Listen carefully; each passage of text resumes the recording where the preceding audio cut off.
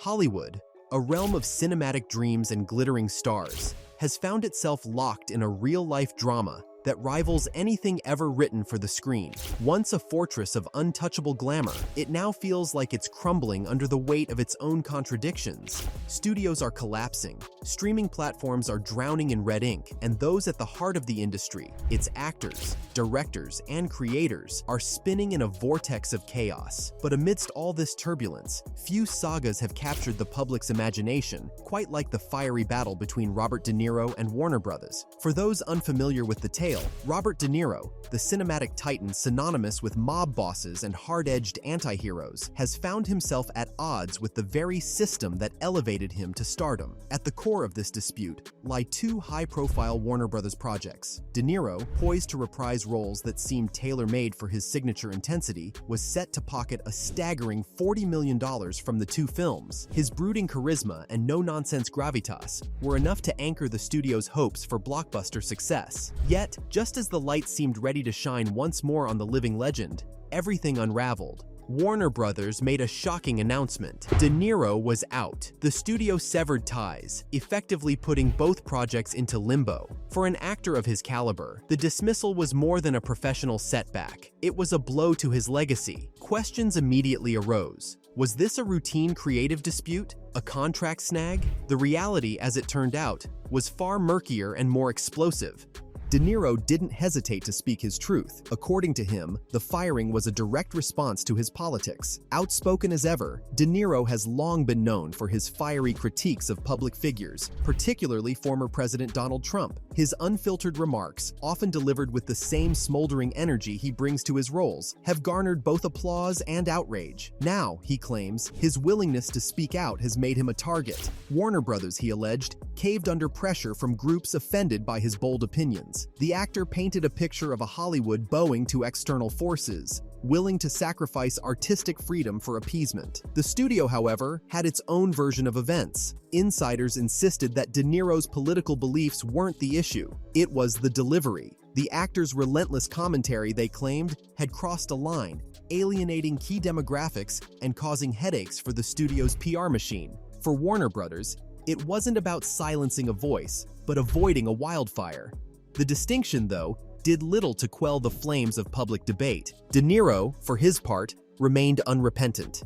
His speeches and interviews grew more impassioned, more pointed. He likened the political moment to dark chapters in history, warning that complacency could lead to catastrophe. He pulled no punches in his disdain for Trump, drawing comparisons to authoritarian figures with a conviction that made headlines as much as it ruffled feathers. The fallout extended beyond one actor's career. De Niro's feud with Warner Brothers became a flashpoint in Hollywood's broader reckoning. The industry, already fractured by labor disputes, changing audience habits, and cultural shifts, now found itself grappling with the limits of personal expression versus public accountability. De Niro's case begged a deeper question. Where is the line between an artist's voice and a studio's brand? As the drama played out in courtrooms and public forums, the stakes grew clearer. For Warner Brothers, the decision to part ways with De Niro could either be seen as an act of pragmatism or a dangerous precedent of corporate overreach. For De Niro, the fallout threatened to overshadow a legacy built on decades of cinematic brilliance. Yet, true to form, he refused to back down, his defiance echoing the resilient characters he so often portrayed. Beyond the immediate battle, the saga illuminated a Hollywood in transition. The days of untouchable stars and ironclad studios are fading, replaced by a more volatile landscape where every word, every decision can reverberate across the globe in an instant. For better or worse, this new reality demands accountability from everyone involved. But it also raises the specter of creative self-censorship. In this high-stakes game, there are no clear winners yet. The projects De Niro left behind remain in limbo, the studio's reputation is under scrutiny, and the actor himself continues to divide public opinion. What's undeniable is that this clash isn't just about one man or one studio. It's a reflection of a cultural moment where entertainment and ideology collide in ways that redefine the rules. Robert De Niro had always been a man of gravity, his mere presence on screen capable of pulling audiences into the orbit of any story he chose to tell.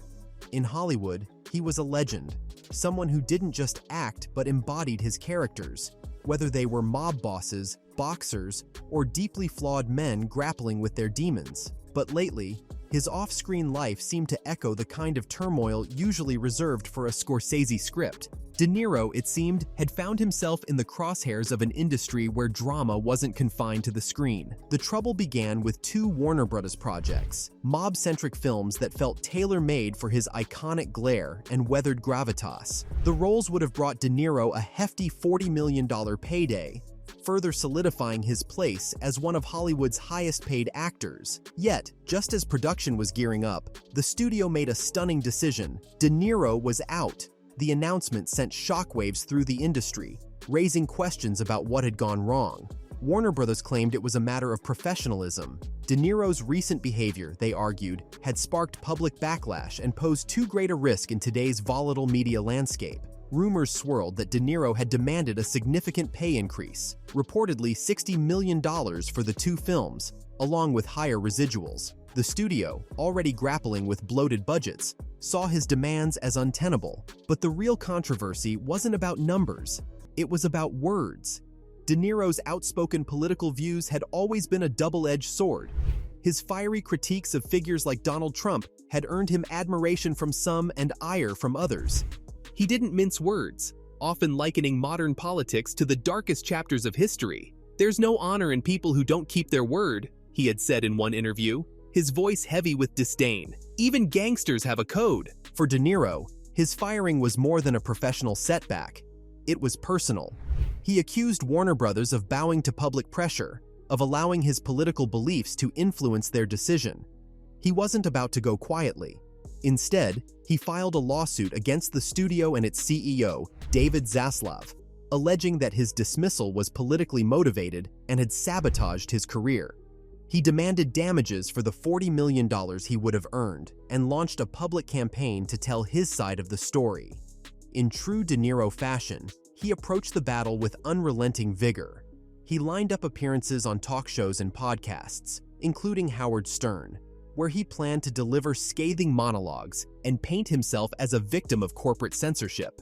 It wasn't just about the money, it was about principle, about standing up to what he saw as a chilling trend in Hollywood: the silencing of dissent. Warner Bros., meanwhile, stood firm. They maintained that the decision was purely professional, rooted in the risks posed by De Niro's increasingly polarizing remarks. But behind closed doors, the studio was scrambling. The two films De Niro had been slated to star in were now in jeopardy. One faced severe budget cuts, the other teetered on the brink of being scrapped entirely. Replacing De Niro proved to be an impossible task. How do you fill the shoes of a man whose name alone could carry a movie? The fallout didn't stop there.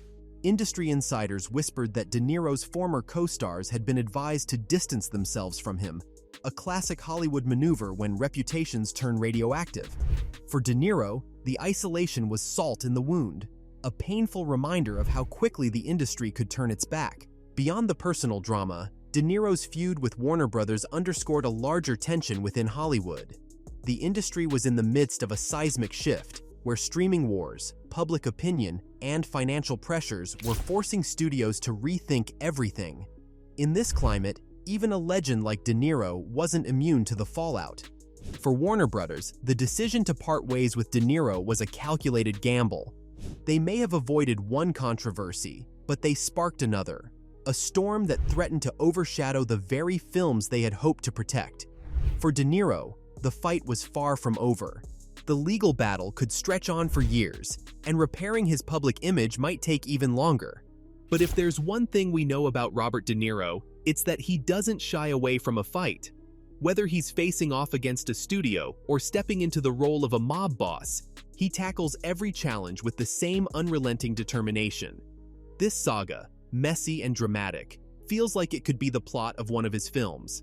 And just like in the movies, the next act promises to be just as gripping as the last.